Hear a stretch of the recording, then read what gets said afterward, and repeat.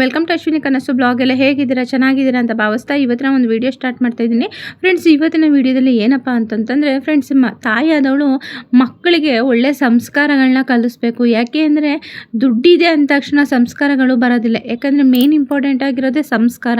ದುಡ್ಡು ತನ್ನಿಂದ ತಾನಾಗೆ ಬರುತ್ತೆ, ದುಡ್ಡು ಯಾರು ಬೇಕಾದರೂ ಸಂಪಾದನೆ ಮಾಡ್ಬೋದು, ಅದೇ ಸಂಸ್ಕಾರನ ಸಂಪಾದನೆ ಮಾಡೋಕ್ಕಾಗಲ್ಲ. ಇದೆಲ್ಲ ಬರಬೇಕಾಗಿರೋದು ತಂದೆ ತಾಯಿಯಿಂದನೇ ಸಂಸ್ಕಾರಗಳನ್ನ ಕಲಿಬೇಕಾಗಿರೋದು. ಗಂಡು ಮಕ್ಕಳಾಗಲಿ ಹೆಣ್ಮಕ್ಳಿಗಾಗಲಿ ಅಷ್ಟೇ, ತಪ್ಪು ಮಾಡಿದಾಗ ಅವರು ತಿದ್ದಿ ಬುದ್ಧಿವಾದ ಹೇಳಿ ಫಸ್ಟು ಒಂದು ಪನಿಷ್ಮೆಂಟ್ ಆಗಿರಬೇಕು ಅವ್ರಿಗೆ. ಯಾಕಂದರೆ ಫಸ್ಟು ಹೇಟು ಅವರು ಸಾಯೋವರೆಗೂ ಗುರ್ತಾಗುತ್ತೆ. ನಾನು ಇಂಥ ತಪ್ಪು ಮಾಡೋಕ್ಕೆ ಇದಕ್ಕೆ ನಮ್ಮಮ್ಮ ಹೊಡೆದಿದ್ದು, ಇದಕ್ಕೆ ನನ್ನ ಅಪ್ಪ ಹೊಡೆದಿದ್ದು ಅನ್ನೋದು ಅವ್ರ ಮೈಂಡಲ್ಲಿ ಇರಬೇಕು. ಯಾವಾಗ ಅವರು ಒಂದು ಸಣ್ಣ ತಪ್ಪು ಮಾಡಿದ್ರು ಅಂದಾಗ ಕ್ಷಮಿಸ್ಬಿಡ್ತಿರ್ವಲ್ಲ ನೋಡಿ, ಅಯ್ಯೋ ಚಿಕ್ಕ ಮಕ್ಕಳು ಹೋಗಲಿ ಬಿಡು ಅಂತ ಅಂದಾಗ ಅದು ಅವ್ರ ಮೈಂಡ್ ಸೆಟ್ಟಲ್ಲಿ ಏನಾಗುತ್ತೆ ಅಂದರೆ, ಅಪ್ಪ ಹೊಡಿಲಿಲ್ಲ ಕ್ಷಮಿಸ್ಬಿಟ್ರು, ಅಮ್ಮ ಹೊಡಿಲಿಲ್ಲ ಕ್ಷಮಿಸ್ಬಿಟ್ರು ಅಂತ ಅಂದ್ಕೊಂಡು ಅದನ್ನು ಮತ್ತೆ ರಿಪೀಟ್ ಮಾಡ್ತಾರೆ, ಕ್ಷಮಿಸ್ಬಿಡ್ತಾರೆ ಅನ್ನೋದು ಅವ್ರ ಮೈಂಡ್ ಸೆಟ್ಟಲ್ಲಿರುತ್ತೆ. ಹಾಗಾಗಿ ತಪ್ಪು ಯಾವಾಗ ಮಾಡ್ತಾರೋ ಆವಾಗ ಅವರಿಗೆ ಒಂದು ಬರೆ ಹಾಕೋದು ಅಥವಾ ಅವ್ರಿಗೆ ಒಂದು ತಕ್ಕದಾದ ಒಂದು ಪನಿಷ್ಮೆಂಟ್ಗಳು ಕೊಡಬೇಕು. ಆ ಪನಿಷ್ಮೆಂಟ್ ಹೇಗಿರಬೇಕು ಅಂದರೆ, ಅವ್ರ ಲೈಫ್ ಲಾಂಗು ಇನ್ನೊಂದು ತಪ್ಪು ಮಾಡೋಕ್ಕೆ ಹೆದರ್ಕೋಬೇಕು. ನಾನು ಈ ಥರ ಮಾಡಿದ್ರೆ ನನ್ನ ತಂದೆ ತಾಯಿ ಈ ಥರ ಹೊಡಿತಾರೆ, ಈ ಥರ ಮಾಡಿ ಬೈತಾರೆ ಅಂತ ಅಂದ್ಬಿಟ್ಟು. ಗಂಡು ಮಕ್ಕಳನ್ನ ಒಳ್ಳೆ ಸಂಸ್ಕಾರದಲ್ಲಿ ಕಲಿಸ್ಬೇಕು. ಅವ್ರು ತಪ್ಪು ಮಾಡಿದಾಗ ಅವ್ರು, ಯಾಕಂದರೆ ಬೆಳೀತಾ ಸ್ವಲ್ಪ ಮೀಸೆ ಬಂದರೆ ತಡ ಆಗಲೇ ಅವರು ಕಲಿಯಬಾರದೆಲ್ಲ ಕಲ್ತಿರ್ತಾರೆ. ಒಂದು ಎಣ್ಣೆ ಹೊಡಿಯೋದು, ಸಿಗರೇಟ್ ಸ್ಮೋಕ್ ಮಾಡುವಂಥದ್ದು, ಆಮೇಲೆ ಹುಡುಗರ ಜೊತೆ ಸೇರಿಕೊಂಡು ಏನೆಲ್ಲ ಉತ್ತರಗಳು. ಯಾಕಂದರೆ ನಾವು ದಿನನಿತ್ಯ ಇಲ್ಲಿ ನೋಡ್ತಾ ಇರ್ತೀವಿ, ಇಷ್ಟಿಷ್ಟು ಉದ್ದ ಚಿಕ್ಕದು, ಇನ್ನೂ ಮುಖದ ಮೇಲೆ ಮೀಸೆನೇ ಬಂದಿರಲ್ಲ, ಕಲಿಬಾರ್ದು ಚಟಗಳನ್ನ ಕಲ್ತ್ಕೊಂಡಿರ್ತಾರೆ. ವಯಸ್ಸಿಗೆ ಟೇಷನ್ ಮೆಟ್ಲು ಅದು ಇದು ಅಂತ ಎಲ್ಲ ಹೋಗ್ತಾರೆ. ಅವ್ರ ಲೈಫ್ನ ಅವರು ಹಾಳು ಮಾಡ್ಕೋತಾರೆ. ಯಾಕಂದರೆ ಲೈಫ್ ಇರೋದೇ ಚಿಕ್ಕ ವಯಸ್ಸಲ್ಲಿ. ಅವರು ತಪ್ಪು ದಾರಿ ತುಣಿದಾಗ ತಂದೆ ತಾಯಿಗಳು ಪನಿಷ್ ಮಾಡಿಕೊಂಡು ಅವ್ರಿಗೆ ಒಳ್ಳೆ ಸಂಸ್ಕಾರಗಳನ್ನ ಕೊಡ್ಕೊಂಡು ಒಳ್ಳೆ ಕಷ್ಟನದಲ್ಲೇ ಬೆಳೆಸ್ಬೇಕು ಅವ್ರನ್ನ. ದುಡ್ಡಿದೆ ಅಂದ್ಬಿಟ್ಟು ಅವ್ರು ಕೇಳಿದಾಗಲ್ಲ, ಅವರು 10 ರೂಪಾಯಿ ಕೇಳಿದ್ರು ಏನಕ್ಕೆ ಕೇಳ್ತಾರೆ, ಏನು ತೊಗೋತಾರೆ, 10 ರೂಪಾಯಿನ ಲೆಕ್ಕ ಕೊಡಬೇಕು ಅವರು. ಈಗ ನೀವು 10 ರೂಪಾಯಿ ಕೊಟ್ಟಿದ್ದೀರಾ ಅಂದರೆ ಅದು ಏನಕ್ಕೆ ತೊಗೊಂಡ್ರು, ಎಷ್ಟಾಯಿತು ಏನು ಅಂತ ಬಂದು ನಿಮ್ಗೆ ಲೆಕ್ಕ ಕೊಡಬೇಕು. ಮಿಕ್ಕಿ ಚಿಲ್ಲರೆ ಕೊಡಬೇಕು. ನೀವು ಕೊಟ್ರೇ 1 ರೂಪಾಯಿ 2 ರೂಪಾಯಿ ಅವ್ರು ತೊಗೊಳ್ಳೋ ಹಂಗೆ ಇರಬೇಕು. ಆ ಥರ ಕಲಿಸ್ಬೇಕು. ಯಾಕಂದರೆ ದುಡ್ಡನ್ನ ಅಹಮ್ಮು ಏನಾಗುತ್ತೆ ಅಂದರೆ ನೆತ್ತಿಗೆ ಇರುತ್ತೆ ಅವ್ರಿಗೆ. ಅಯ್ಯೋ ಬಿಡು, ನಮ್ಮ ಮನೇಲಿ ದುಡ್ಡಿದೆ, ನಾವೇನು ಮಾಡಿದ್ರು ನಡೆಯುತ್ತೆ ಅಂತಂದ್ಬಿಟ್ಟು ಅವರ ಬಾಯಲ್ಲಿ ಒಂದು ಕೆಟ್ಟ ಮಾತಾಗಲಿ ಕೆಟ್ಟ ನಡೆ ಆಗಲಿ, ಒಂದು ಸಣ್ಣದಾಗಿ ತಪ್ಪಿದ್ರೂ ಪನಿಷ್ಮೆಂಟ್ ಅಲ್ಲಲ್ಲೇ ಕೊಡ್ತಾಯಿದ್ರೆ ಯಾವುದು ಮುಂದಕ್ಕೆ ಗಿಡವಾಗಿ ಬಗ್ಗದ್ದು ಮರವಾಗಿ ಬಗ್ಗೀತೆ ಅಂತನಂಗೆ ನಾವು ಅಲ್ಲಲ್ಲೇ ಪನಿಷ್ ಮಾಡ್ತಿರ್ಬೇಕು. ಒಬ್ಬ ಮಗಳು ಅಂದ್ಕೊಂಡು ಮಾಡೋಕ್ಕೆ ಹೋಗ್ಬಿಡಿ. ಯಾಕಂದರೆ ಮುಂದೆ ನೀವು 10 ಜನ ಮುಂದೆ ತಲೆ ತೆಗೆಸುವಂಥ ಕೆಲಸಗಳು ನಾಳೆ ದಿನ ಆಗುತ್ತೆ. ಯಾಕಂದರೆ ನೀವು ಕಷ್ಟಪಟ್ಟು ನಿಮ್ಮ ಹೊಟ್ಟೆನ ಹಚ್ಚಿಟ್ಟು ಮಾಡಿಕೊಂಡು ಮಕ್ಕಳನ್ನ ಬೆಳೆಸ್ಬಿಟ್ಟು ಅವರಿಂದ ತಲೆ ತೆಗೆಸುವಂಥ ಕೆಲಸ ಇದೆಯಲ್ಲ, ಅದಕ್ಕಿಂತ ಅವಮಾನ ಬೇರೊಂದಿಲ್ಲ.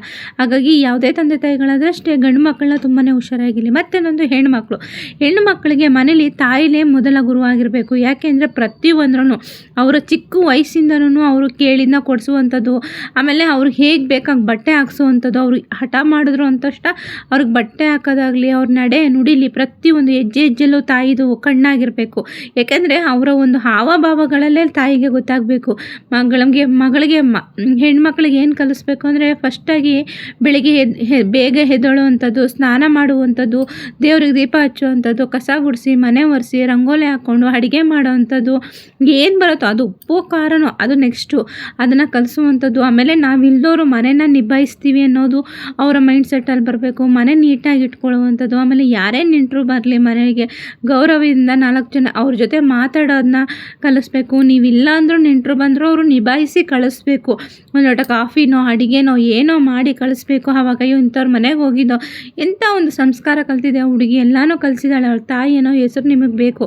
ಯಾಕಂದರೆ ಯಾರೋ ಬಂದಾಗ ಕಾಲ ಮೇಲೆ ಕಾಲು ಹಾಕೊಂಡು ಕೂತ್ಕೊಳ್ಳೋ ಅಂಥದ್ದು, ಅವ್ರಿಗೆ ಕೇರ್ಲೆಸ್ ಮಾಡೋದು, ಆಮೇಲೆ ದೊಡ್ಡವ್ರು ಮಾತಾಡುವಾಗ ಮಧ್ಯಕ್ಕೆ ಬರುವಂಥದ್ದು, ಇಂಥ ಸಂಸ್ಕಾರಗಳನ್ನೆಲ್ಲ ಇದು ಮಾಡಿಬಿಡಿ. ಯಾಕಂದರೆ ನೀವು ಅಲ್ಲಿ ಹೆಣ್ಮಕ್ಳಲ್ಲಿ ತುಂಬಾ ಸೂಕ್ಷ್ಮತೆ ಇರುತ್ತೆ. ಯಾಕಂದರೆ ಇವತ್ತು ನೀವು ಹೆಣ್ಮಕ್ಳ ವಿಷಯದಲ್ಲಿ ನೆಗ್ಲೆಕ್ಟ್ ಮಾಡ್ತು ಅಂತಂದರೆ ಮುಂದೊಂದು ದಿನ ನೀವು ತುಂಬಾ ಪಶ್ಚಾತ್ತಾಪ ಪಡಬೇಕಾದ್ರೆ. ಯಾಕಂದರೆ ಹೊತ್ತು 9 ತಿಂಗಳು ಸಾಕಿ ಸಲಗಿ ಆ ಹೆಣ್ಮಗುವಿಂದ ನೀವು ತಲೆ ತೆಗೆಸೋವಂಥ ಕೆಲಸ ಆಗ್ಬಿಟ್ರೆ ಎಷ್ಟು ಅವಮಾನತೆ ಅಲ್ವಾ.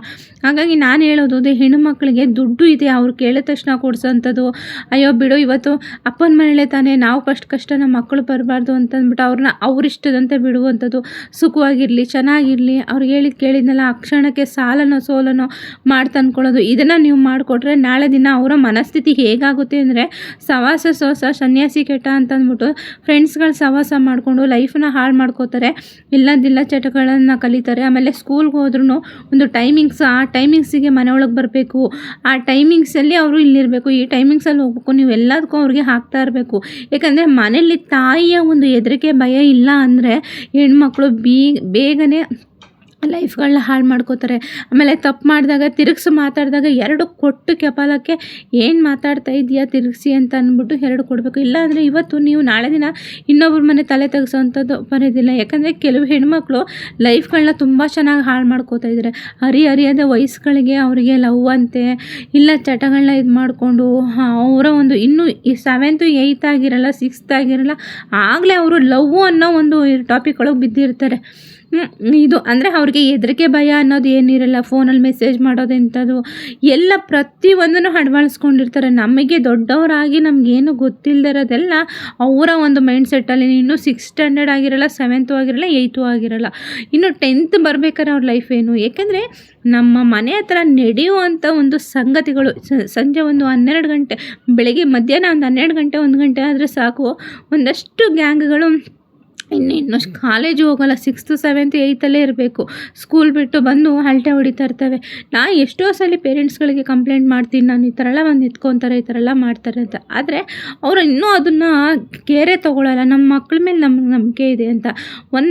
ಈಚೀಚೆಗೆ ನಮ್ಮ ಮನೆ ಹತ್ರನೇ ಒಂದು ದೊಡ್ಡ ಇಶ್ಯೂನೇ ಆಯಿತು ಆಯಿತಾ. ಅದನ್ನು ನಾನು ಹೇಳೋಕ್ಕಾಗಲ್ಲ, ಹಾಗೆ ದೊಡ್ಡ ಇಶ್ಯೂ ಆಯಿತು. ಇವಾಗ ಒಂದು 10-15 ಜನ ಹುಡುಗರು ಇವಾಗ ಸ್ಟೇಷನಲ್ಲಿ ಹೋಗಿ ನಿಂತಿದ್ದಾರೆ. ಯಾಕಂದರೆ ಅವ್ರು ಕಲ್ಲಿ ಅಂತ ನಾವು ಹೇಳಿದಾಗ ಅವ್ರು ಎಚ್ಚರಿಸ್ಕೊಳ್ಳಿಲ್ಲ. ಇವಾಗ ಹೋಗಿ ಸ್ಟೇಷನಲ್ಲಿ ಕೂತಿದ್ದಾರೆ. ಅದು ದೊಡ್ಡ ಇಶ್ಯೂ ಮಟ್ಟಿಗೆ ಆಯಿತು. ಹಾಗಾಗಿ ಹೆಣ್ಣು ಮಕ್ಕಳನ್ನ 6 ಗಂಟೆ ಮೇಲೆ ಮನೆಯಿಂದ ಹೊರಗಡೆ ಕಳಿಸ್ಬೇಡಿ. ಏನೇ ಇತ್ತಾ ನೀವು ಹೋಗಿ ತೊಗೊಂಡು ಬನ್ನಿ. ಇಲ್ಲಿ ಪ್ರಪಂಚ ಕಾಲ ಕೆಟ್ಟೋಗಿದೆ. ಹೆಣ್ಣು ಮಕ್ಕಳನ್ನ ಹೇಗೆ ಬೇಕಾರಾಗೆ ಪಡಿಸ್ಕೋತಾರೆ. ಯಾಕಂದರೆ ನಮ್ಮನೆ ಹತ್ರ ನಡೆದಿರೋ ಒಂದು ದೊಡ್ಡ ಇಶ್ಯೂನು ಹಾಗೆ 10:30-11 ಗಂಟೆ ಟೈಮಲ್ಲಿ ಒಂದು ಹುಡುಗಿ ಹೋಗಬೇಕಾದ್ರೆ ಒಂದು 5-6 ಜನ ಹುಡುಗರು ಈ ಥರ ಇದು ಮಾಡಿಕೊಂಡು, ನಮ್ಮ ಮನೆ ಪಕ್ಕದ ಮನೆ ಹುಡುಗಿನೇ ಅದು, ಆ ಥರ ಎಲ್ಲ ಆಗಿರೋದ್ರಿಂದ. ಯಾಕಂದರೆ ಒಬ್ಬರು ಹೇಳೋದನ್ನ ತಗೋಬೇಕು ಏನು ಎಂತು ಅಂತ ಅಂದ್ಕೊಂಡು ತುಂಬ ಕೇರ್ಲೆಸ್ ಮಾಡ್ಕೊಂಡು ಈ ಥರ ಲೈಫ್ಗಳನ್ನ ಹಾಳು ಮಾಡ್ಕೋತಾರೆ. ಪಾಪ ಆ ಹುಡುಗಿ ಲೈಫು ಹಾಳಾಯಿತು.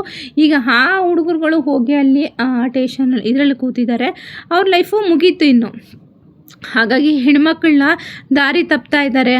ಅವ್ರಿಗೆ ಮೊಬೈಲ್ ಕೊಡಿಸುವಂಥದ್ದು, ಒಂದು PUC ಮುಗಿಯೋವರೆಗೂ ಅವರ ಕೈಗೆ ಮೊಬೈಲ್ನ ಕೊಡಬೇಡಿ.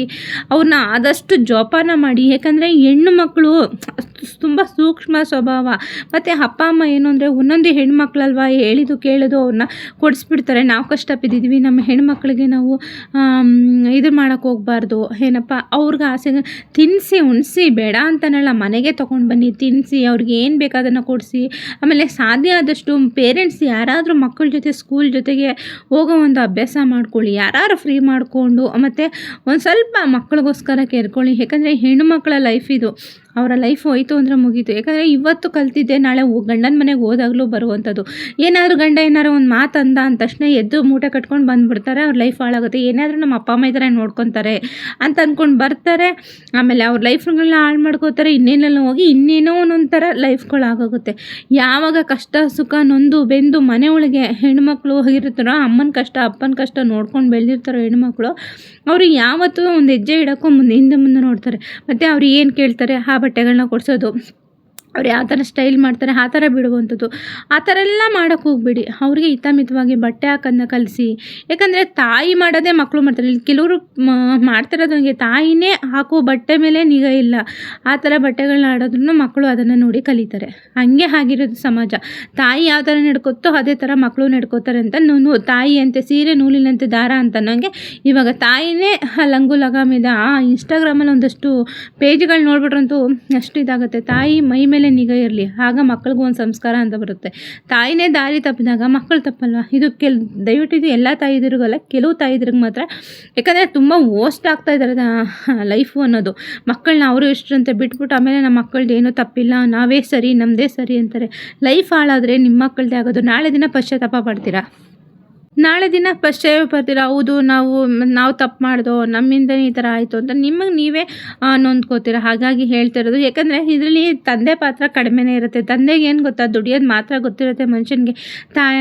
ನನ್ನ ಮಕ್ಕಳನ್ನ, ನನ್ನ ಹೆಂಡತಿನ ಚೆನ್ನಾಗಿ ನೋಡ್ಕೋಬೇಕು, ಇಷ್ಟೇ ಆ ಯಪ್ಪನ ಒಂದು ಪಾತ್ರ ಇರುತ್ತೆ. ಯಾಕಂದರೆ ಅವನಿಗೆ ಟೈಮ್ ಇಲ್ಲ, ನನ್ನ ಮಕ್ಕಳನ್ನ ಚೆನ್ನಾಗಿ ನೋಡ್ಕೋಬೇಕು, ಓದಿಸ್ಬೇಕು ಅಂತ ಅಂದ್ಕೊಂಡು ಡ್ಯೂಟಿ ಅಂತಿರುತ್ತೆ. ಆದರೆ ತಾಯಿಯಾದವ್ರಿಗೆ ನಿಗಾ ಇಲ್ಲ. ಈಗಂತೂ ಮೊಬೈಲ್ ಅಂದ್ಕೊಂಡು ಮಕ್ಕಳ ಮೇಲೆ ನಿಗಾ ಇಲ್ಲ. ಫೋನ್ ಕೈಲೇ ಇರುತ್ತೆ. ಯಾವ್ಯಾವ ಥರ ಎಲ್ಲ ಆಟಗಳನ್ನ ಆಡ್ತಾರೆ ಅಂದರೆ ಹೆಣ್ಮಕ್ಳು, ಅದು ಹೇಳೋಕ್ಕೂ ಸಾಧ್ಯ ಇಲ್ಲ. ಯಾಕಂದರೆ ಇನ್ಸ್ಟಾಗ್ರಾಮ್ ಓಪನ್ ಮಾಡ್ಕೊಳ್ಳೋದು, ಮೆಸೇಜ್ ಮಾಡ್ಕೊಳ್ಳೋದು, ಸ್ಕೂಲಿಂದ ಇದು ಅಂತ ಅಂದ್ಕೊಂಡು ಯಾರೇ ಮೆಸೇಜ್ ಮಾಡ್ತಾಯಿದ್ರು, ಯಾರು ಏನು ಎಂತು ಅಂತ ಪಕ್ಕದಲ್ಲಿಟ್ಟು ಕೇಳ್ಕೊಳ್ಳಿ. ಯಾಕಂದರೆ ಆ ಹೆಣ್ಮಕ್ಳ ಲೈಫು ನಿಮ್ಮ ಕೈಲಿರುತ್ತೆ. ಸ್ವಲ್ಪ ಎಷ್ಟು ಸಾಧ್ಯನೋ ಅಷ್ಟು ಹೆಣ್ಮಕ್ಳ ಕಡೆ ಕೇರ್ ಮಾಡಿ, ಒಳ್ಳೆ ಸಂಸ್ಕಾರಗಳನ್ನ ಕಳಿಸಿ.